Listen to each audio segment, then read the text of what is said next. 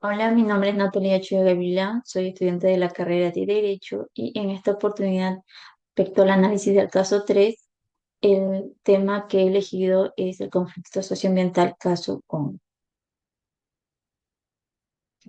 El caso Congo representa uno de los conflictos socioambientales más significativos en la historia reciente del Perú. Este conflicto surge por la oposición de comunidades locales al proyecto minero Conga, gestionado por la minera Yanacocha debido a los impactos sociales, económicos y ambientales percibidos. El conflicto generado por el proyecto minero Conga en Cajamarca se puede analizar desde diversas perspectivas filosóficas, sociales y éticas. En este trabajo aplicaremos el pensamiento de Francisco Miró Quesada. Reseña del proyecto Conga. Es uno de los conflictos sociales que ha tenido mayor trascendencia en los últimos años. El proyecto de explotación minera Conga, de la empresa minera Yanacocha, ubicado en los distritos de Huasmín, Sorochuco, en la provincia de Selendín, La Encañada, en la provincia de Cajamarca, y la provincia de Hualgayoc, Pampamarca, en la región de Cajamarca. Conga fue un proyecto que contemplaba la construcción de dos tajos, una sobre una laguna ubicada en la provincia de Cajamarca y Selendín en el departamento de Cajamarca. Desde 2011, las comunidades iniciaron manifestaciones contra el proyecto, argumentando que la minería afectaría su acceso al agua y su forma de vida. Las principales controversias fueron el impacto ambiental, el drenaje de lagunas y construcción de reservorios, riesgo de contaminación, los cuales son las posibles afectaciones a las cuencas hidrográficas y ecosistemas circundantes. En el impacto social, para las comunidades, las lagunas tienen un valor cultural, espiritual y económico insustituible. Y en el modelo económico extractivista, las comunidades denunciaron que el proyecto beneficiaría principalmente a empresas privadas, mientras que los impactos negativos los asumirían las poblaciones locales. El caso Conga en el Perú, desde la filosofía de Francisco Miró Quesada, según Miró Quesada, el ser humano debe ser considerado en su totalidad, incluyendo sus dimensiones material, cultural, espiritual y social.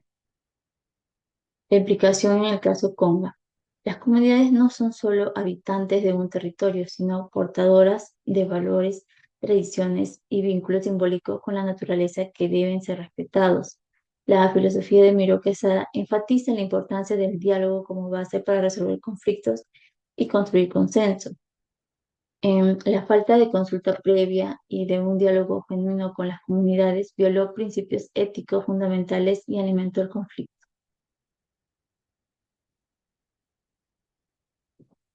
Análisis de la filosofía del derecho en el Perú antes, durante y luego del siglo XX. La filosofía del derecho antes del siglo XX tuvo una influencia hispánica y la filosofía escolástica. Durante la colonia, el pensamiento jurídico en el Perú estuvo dominado por la escolástica, particularmente la influencia de la Escuela de Salamanca, representada por figuras como Francisco de Vitoria. El derecho natural basado en la idea de un orden divino y racional se usó para justificar y cuestionar la legitimidad de la conquista y la esclavitud de los indígenas. La filosofía del derecho durante el siglo XX predominó el positivismo jurídico. En las primeras décadas del siglo XX, el positivismo continuó siendo la base del pensamiento jurídico peruano, influenciado por autores europeos como Hans Kelsen. Las leyes se consideraban normas autónomas, independientes de la moral o los valores sociales. Se enfatizó la importancia de considerar el derecho como un fenómeno social vinculado a la justicia y las condiciones reales de las personas. Pensadores como José María Arguedas y Luis Valcárcel abogaron por un enfoque que reconozca los derechos y culturas de las comunidades indígenas. La filosofía del derecho luego del siglo XX estuvo influenciada por constitucionalismo contemporáneo y pluralismo jurídico. En el siglo XXI, el Perú ha adoptado un enfoque constitucionalista que coloca los derechos fundamentales y la dignidad humana como ejes centrales del sistema jurídico, reconocimiento de los sistemas normativos indígenas y su coexistencia con el derecho estatal en el marco de un país multicultural. Búsqueda de soluciones que respeten las diferencias culturales y promuevan la igualdad. Análisis de la teoría jurídica de Emilio Quesada. Miró Quesada consideraba que el derecho debía partir de la existencia humana concreta. Esto implica que el derecho no es un sistema cerrado, sino una herramienta para garantizar la libertad y la dignidad humana. La normatividad jurídica debe adaptarse a las realidades sociales y no imponerse de manera abstracta o dogmática. Para Miro Quesada, la libertad es el núcleo del derecho y la condición esencial de la justicia. Sin embargo, esta libertad no puede entenderse de manera individualista, sino como un valor que se realiza en comunidad. El derecho debe ser un medio para garantizar relaciones justas entre los individuos y la sociedad. Criticó las concepciones puramente normativistas y defendió un enfoque en el que el derecho y moral estuvieran profundamente vinculados. Análisis de la realidad peruana y aplicación de la teoría del derecho justo de Francisco Miró Quesada. En la pobreza, la desigualdad, en el acceso a la justicia y las disparidades económicas afectan especialmente a comunidades indígenas, rurales y vulnerables, lo que genera un acceso limitado a derechos fundamentales. Referente a conflictos sociales y medioambientales, el Perú es un escenario de conflictos en el uso de recursos naturales, especialmente en territorios indígenas.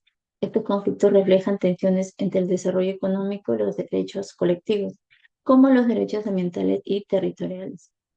La crisis institucional y confianza en el sistema judicial. Corrupción y la percepción de impunidad han debilitado la confianza en el sistema judicial peruano, lo que subraya la necesidad de reformas que promuevan la equidad y la transparencia. La aplicación de la teoría del derecho justo a la realidad peruana.